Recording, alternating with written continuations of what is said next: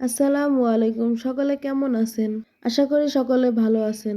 আজকে চলে আসলাম আবার নতুন রেসিপি নিয়ে কয়েকটা উপকরণ দিয়ে।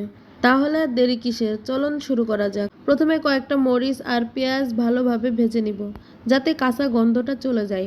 এই পেঁয়াজ আর মরিচের ভিতরে হালকা করে একটু লবণ দিয়ে দিব। এটি নাড়াচাড়া করে এবার ভালো করে ভেজে নিব। ততক্ষণ পর্যন্ত ভাজতে হবে যতক্ষণ পর্যন্ত না পেঁয়াজটা একটু লাল লাল হয়ে যায়। তারপর এটা মিহি করে বেটে নিতে হবে। এটা ততক্ষণ বাড়তে থাকুক আর আপনারা এদিকে লাইক অ্যান্ড সাবস্ক্রাইব করে রাখুন। এবার এতে একটু লাল মরিচের গুঁড়া, হলুদের গুঁড়া, ধনিয়া গুঁড়া, জিরা গুঁড়া, লবণ আর গমের আটা দিয়ে সব উপকরণগুলো ভালোভাবে মাখায় নিব। ভালো করে মেখে নেওয়ার পর সুন্দর একটি ডো তৈরি করে নিতে হবে। ডোটি সুন্দর করে লেচি কেটে নিতে হবে। আমি যে কটা রুটি বানাবো আমি সেই কটা লেচি কেটে নিলাম। এবার এটি একটি একটি করে সুন্দর করে গোল করে নিতে হবে। তারপর এটিকে একটি সুন্দর করে রুটি বানিয়ে নিতে হবে। এ পর্যায়ে দেখে নিশ্চয়ই বুঝতে পেরেছেন আজকের রেসিপিটি কি। হ্যাঁ বন্ধুরা, আজকের রেসিপিটি হচ্ছে ধনেপাতা দিয়ে রুটি। এই রেসিপিটি একবার হলেও বাসায় তৈরি করে দেখুন। এটি খেতে অনেক টেস্টি হয়। এভাবে আমি সবগুলো আটা একটি একটি করে রুটি তৈরি করে নিব। এবার রুটিগুলো সুন্দরভাবে সেঁকে নিব। প্রথমে রুটি সেঁকা তাওয়াটি গরম করে নিব।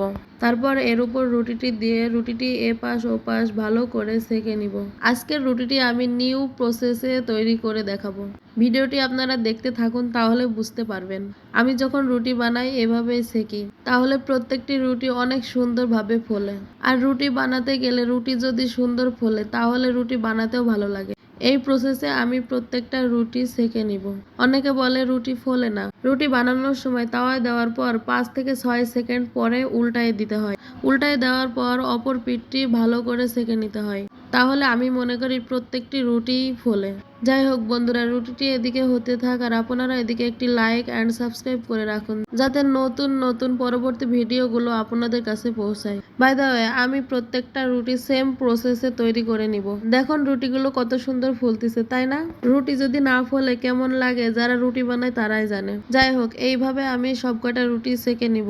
সব কয়টা রুটি সেঁকে নেওয়ার পর এই যে দেখুন আমার রুটির ফাইনাল লুক। সবাই তো রুটি খেয়েছেন, কিন্তু কয়জন ধনেপাতার রুটি খেয়েছেন কমেন্টে একটু জানায়েন তো। আর অবশ্যই একবার হলেও রুটিটা এইভাবে বানায় দেখেন। যারা রুটি খেতে পছন্দ করে না দেখবেন তারাও হাত চেটে পুষে রুটি খাচ্ছে। এই রুটিটি তরকারি ছাড়াও খাওয়া যায়, আবার বাসায় যে কোনো তরকারি দিয়েও খাওয়া যায়। আজকে নতুন মানুষকে নতুন রেসিপি করে খাওয়ালাম, ওদের বক্তব্যটা একটু শুনুন। এক কথায় অসাধারণ। আরনাবের দাদি বলছে এরকম রুটি তো আমি কখনোই খাই নাই। যাই হোক, আজকের ভিডিওটি এই পর্যন্তই। ভালো লাগলে অবশ্যই একটি লাইক আর সাবস্ক্রাইব করে আমাদের পাশে থাকুন। আল্লাহ হাফেজ।